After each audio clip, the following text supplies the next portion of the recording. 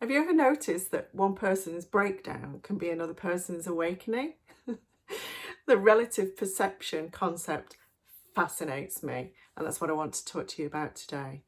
I'm Michelle Henshaw, coach and mentor to mindful, heart-driven entrepreneurs and business owners and leaders. And I just had a really fascinating conversation this morning with an old colleague of mine from sort of 20 years ago that still works in the advertising marketing industry, where I spent 20 odd years. And it was great to catch up. We've not caught up for a long time. He is one of those people that I've taken time to reconnect with during lockdown. I was just wondering how he was doing. And he owns and runs his own agency. And so we were having a catch up this morning, and he made a kind of throwaway reference to when you had your breakdown to me, and I sort of went, when was that? When was that? And he said, well, you know, when you left the industry and went and set up on your own, doing something completely different. So I said, okay, so what was it about that made you feel I was having a breakdown? And he said, well, you know, you just packed it all in and off you went. And I thought that was absolutely fascinating, because all of these years, nearly 20 years, he's been thinking I had a breakdown. And for me, the point at which I made that decision to leave the industry and go and do my own thing was my awakening. It was my awakening. It was my years of considering and doing the work and exploring myself and what was important to me, and coming to the conclusion that I was misaligned to the work that I was doing, that it just didn't align with what, but not necessarily the work, maybe just the way I was doing the work, by someone else's plan, by someone else's definition. Just didn't fit with what was important to me. And I decided to do things my own way, walk my own path, design my own life path, right?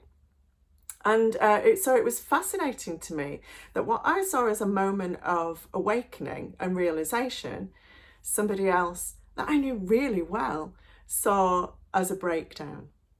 And it got even more fascinating, because then as we developed that conversation, I had a bit of a laugh about it, and I put him right, by the way, that it was an awakening, an enlightenment, not a breakdown. And we talked about how that was, and kind of got into the nitty gritty of it. He then went on to say, oh, I wish I could have a breakdown. I could really do with a breakdown. Excuse me? Excuse me? Do you want to explore that a little bit further? What do you mean by that? And what he meant was that he had some time after me also not left the industry, but had gone on to set up his own agency, gone from working for someone else to setting up his own agency.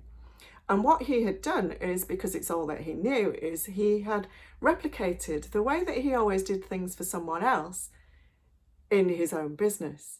He'd almost transferred the exact same model. Now, here's the interesting thing.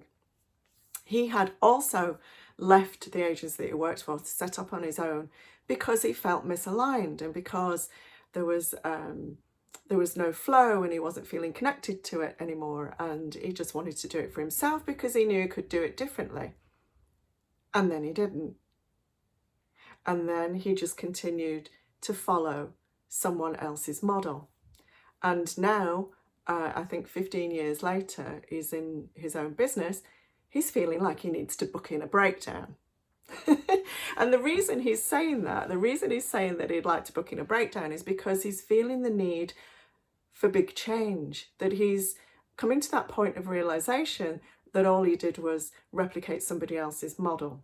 But then with the additional pressures of being the business owner and leader that has to do all of those other things as well, that has to hold it all together for everybody. And he's just suddenly realised, and I suppose our conversation reinforced it, that he actually hasn't gone his own way.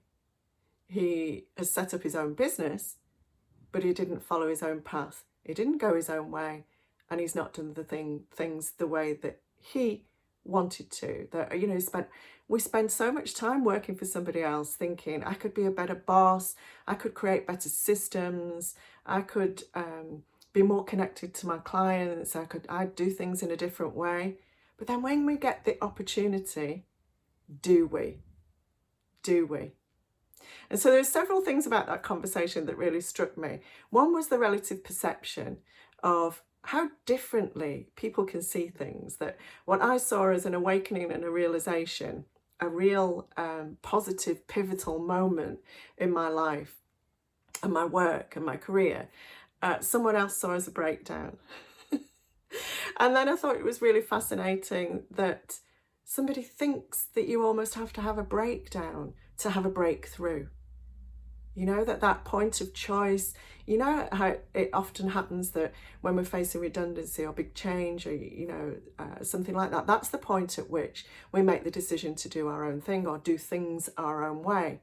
So it's almost as if we're waiting for a breakdown so that we can have a breakthrough.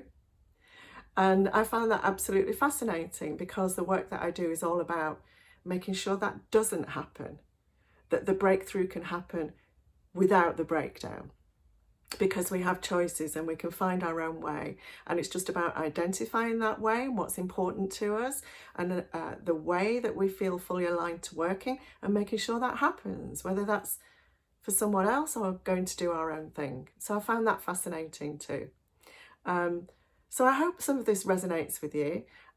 This is a bit of an unplanned recording and post because I just wanted to share that with you and see if that brings anything up for you. It was fascinating. Have a great day. I'll catch you next time.